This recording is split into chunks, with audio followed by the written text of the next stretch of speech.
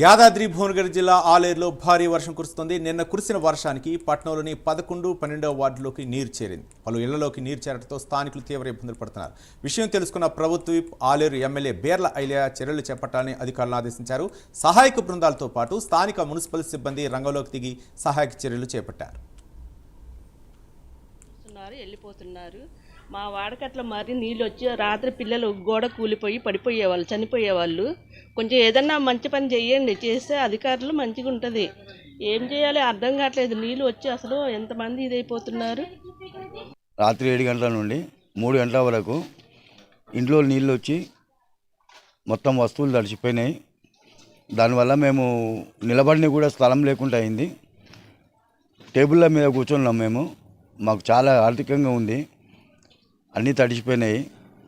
మాకు తక్షణమే గవర్నమెంట్ తరఫున ఏదన్నా మోరీలు కానీ ఏమన్నా తక్షణమే చేస్తే బాగుంటుంది.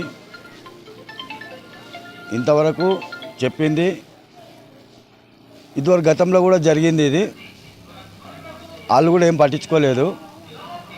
ఇప్పుడు మీరన్నా పట్టించుకుంటారని భావనతో తెలుపుతున్నాం.